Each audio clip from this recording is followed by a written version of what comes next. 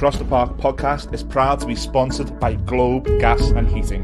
For the best kitchen and bathroom renovations, boiler servicing and repair, and central and underfloor heating in the Northwest, head over to globecentralheating.com and quote Across the Park for a free quote.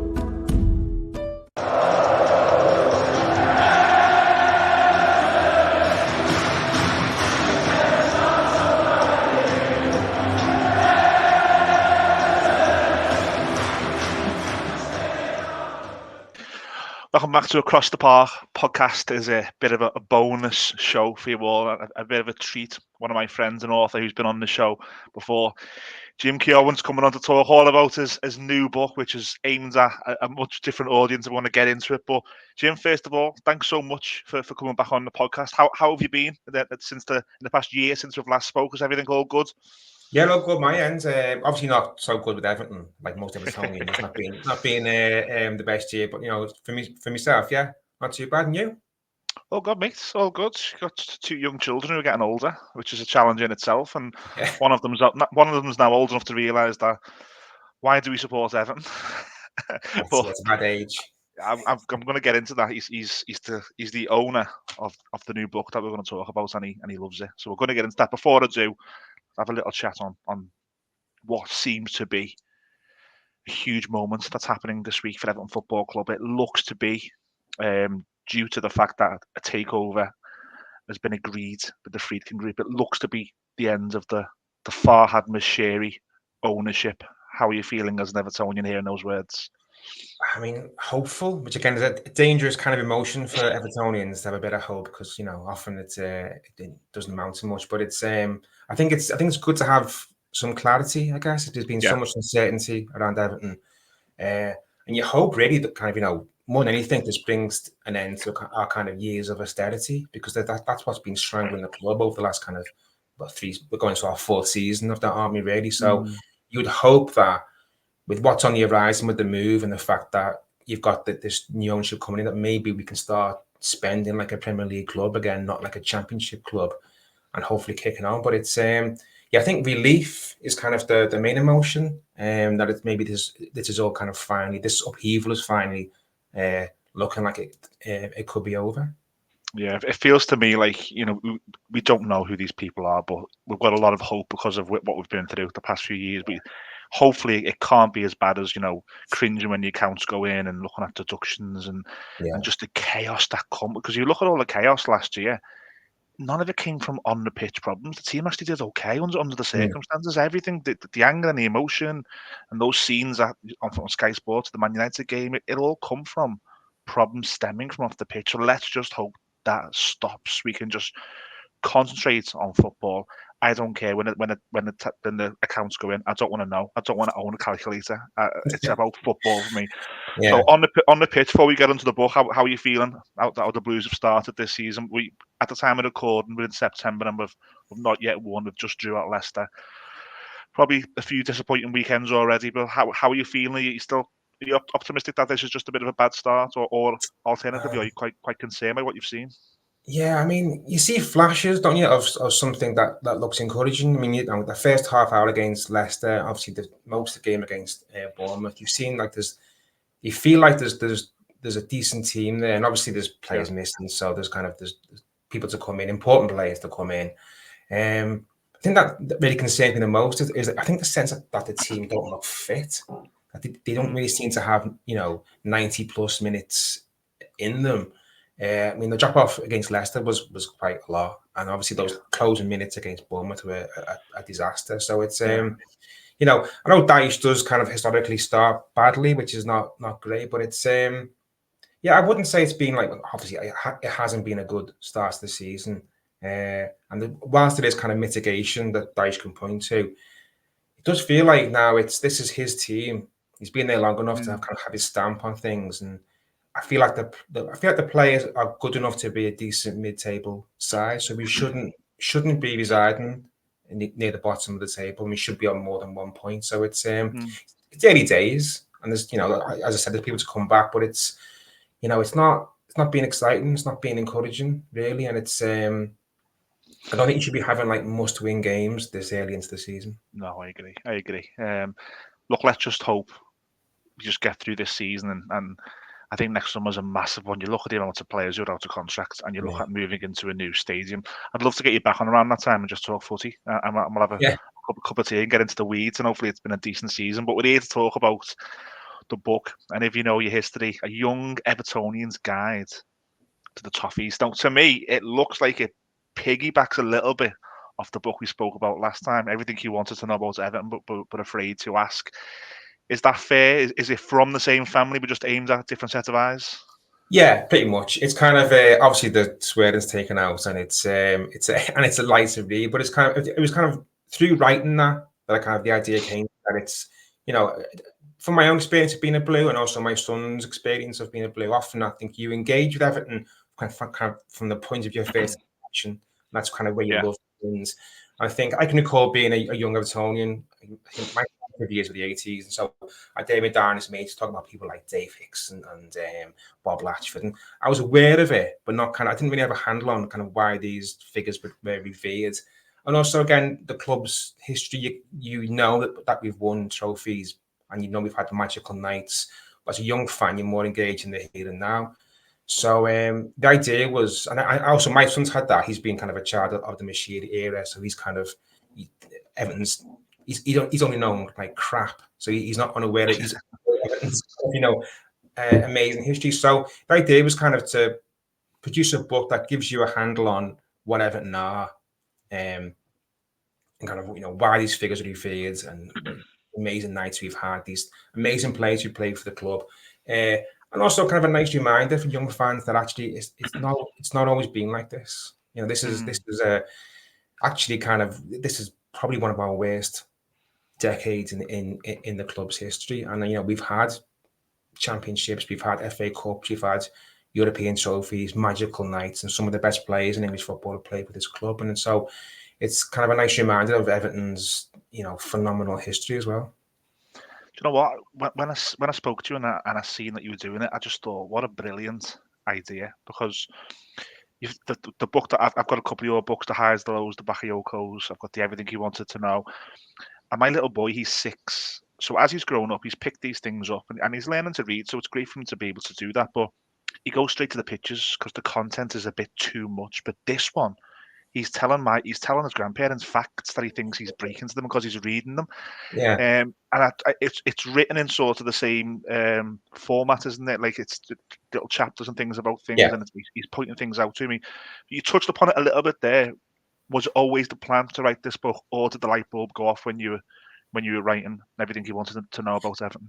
No, it kind of the light bulb went off during it. Yeah. As I was doing that kind of the previous book, I thought actually this would be a really good format. You could translate this into a format that, and it's great to hear that a young fan is enjoying it so much. I thought it would translate well, and yeah, I think just to give them, it's a very kind of it's a good entry, I think, into not just the history of the club, but also what I hope kind of why Everton are Everton as well. I don't just include the good stuff in there. There's also I include things like the signings that we've missed out on, some of our failures. I think it's important, even for a young fan, it's important to appreciate that kind of I guess like a holistic approach to what Everton are and what Everton fans are as well.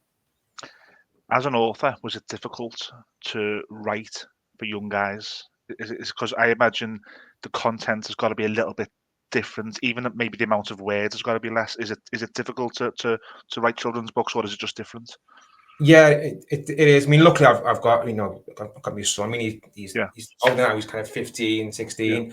but it's not too far ago to kind of. So I could run this past him and say, is this too much? Is this too complicated? Should I be having this much about players we hate and that kind of stuff? And he was kind of a decent sounding board really for how you make that kind of transition from an adult book to a kid's book.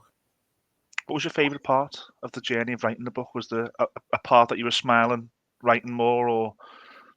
I was thinking. I was trying to think of things I would have enjoyed as a young Blue. That's what I was thinking back to kind of the questions I used to ask my dad, like who is he? What is that? Just phrases you hear like Everton, that kind of stuff. When I think when you're a young fan, it's very much like it's the Premier League and it's goals and it's action, that kind of stuff. And I'm thinking, you're aware of kind of older blues conversations. I can Yes. recall feeling slightly locked out from that one day. I mean, my down his mates talking in the pub. I feel like I was on the outside. I knew the here and now. I didn't know that. So it kind of it made me think back to, as I was writing, I think back to my time as a blue and the questions I would have asked, and the things I would have enjoyed finding out as well. So I've sort of alluded to what I think the book is, which is a guide for young Toffees. But look, and if you know your history, and it's a young Evertonian's guide for Toffees. In your own words, Jim, to people who are listening now, to you, what is this book? What exactly are people going to get? I think it's a handbook. That's how I look at it. That if you are new to the club and you want to find out what Everton are, what Everton are as a football club, and what Everton fans are as well, kind of how we interact with our football club as well. Why are we pessimistic? That kind of stuff. Why do we have kind of a gallows humour approach to football? I think what I hope is by the time you get to the end, you've got a full appreciation of what this thing is that you're starting to fall in love with, and you understand the history, the great players, and if you have questions, if you see things you don't understand, if you have questions about Everton, hopefully all of it is in this book, and you can just refer to it whenever you hear something like league titles we've won. Mhm. What was 66? All these kind of things. Who are the Holy Trinity? Why is the statue there?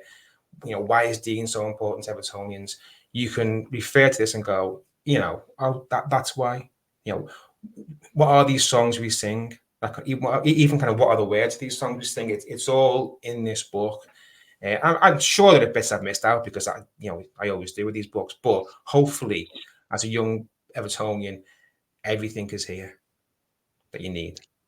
Well, I'm not just saying it because you're on the show. It's brilliant. My little boy, he's 6, and again, he's in the period where he's starting to read, and he's picking this book up and he's quoting things to me. And everyone's got children who are of the age of, my little boy is 6, who's starting to read, and then above who can read and are Everton obsessed. I cannot recommend this book enough. He put it in his school bag. First day back at school, he put it in his school bag and Oh. took it into stand, and he's quoting people. So from a dad, thank you for that book. It's brilliant. So you've kindly given us a copy, signed copy to give away over on Across the Park PC on Twitter. Keep your eyes peeled that we're going to be giving a copy away. But it is on sale. Jim, how can anybody get hold of it? So at the moment, it's on sale through Amazon, but also the Everton Heritage Society have kindly offered to stock it in St. Luke as well. So if you go there before the game, I think there'll be like about 10 copies there before the next game. They sold out pretty quickly last time, so I'll keep sending copies up, and so hopefully there'll be a constant supply if you want to go and get your kids a book before the match as well. And if people want to find you on socials, how can they find you over on Twitter, or X as it's called now? Yeah, I'm at Jim_Keoghan.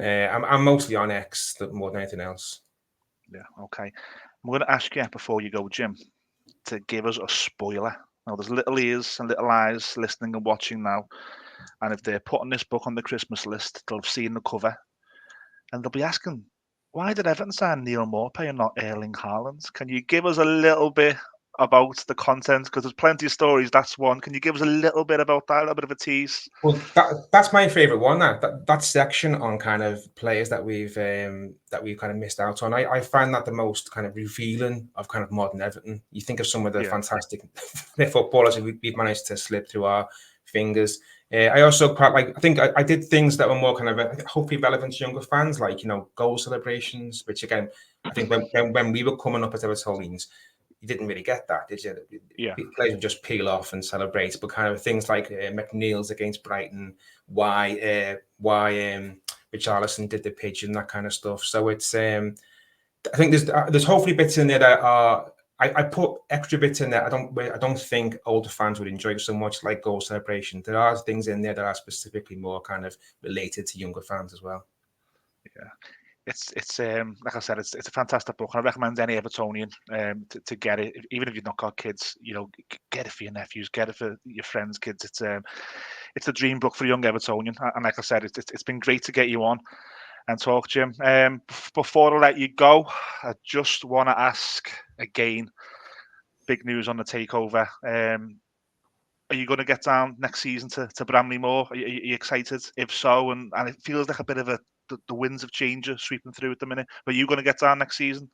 Yeah, I mean, I know kind of people have all Evertonians have a really strong affection for Goodison, and lots of our kind of our memories are formed there. It's played a massive part in my kind of family's life over the years, like me mum and dad into kind of me and my family. But I am part of me is quite excited. As much as I love Goodison, when you see that ground kind of rising from the Mersey, and I think what that ground's going to represent as well, what it kind of deliver for Everton. Because as much as you love Goodison, there's no doubt it's held us back over years. It's it's a fantastic stadium, but it feels more rooted, I think, in the kind of football league area than the Premier League area. So it's I've always felt that kind of once we get in there, I think things will be okay. I think it'll be transformative financially. I think it puts on a different level within football. Even if it won't initially feel like home, I think that takes some time with these grounds. When you move, it's inevitably it's not the same. But I think for young Evertonian, it's going to be particularly exciting. I think, but they maybe haven't got that as strong connection to Goodison as older Blues, and that'll ultimately, eventually that'll be all they know. So kind of to see this Premier League team, hopefully backed by an owner with relatively deep pockets, playing in this what looks like a magnificent new stadium. I think for young Evertonians who've, I think, had it tough. I think the introduction to the club has been really hard. Absolutely. It's been a real period of turmoil. There's been nothing to celebrate at all. So for them to kind of sign up to the club and become part of the kind of Everton family, I think they deserve something exciting, something special. And hopefully this is part of what should be kind of a new and exciting chapter for Everton. Let's hope the reset button is being pressed and the future's going to be bright. But it's been great to have a look back at our history. And if you know your history, a young Evertonian's guide to Toffees. Jim, next time you're up, give us a shout. We'll go for the pints, okay? But thanks for joining us across the park podcast. I really do appreciate it. Cheers, then. Ta-ra, bye.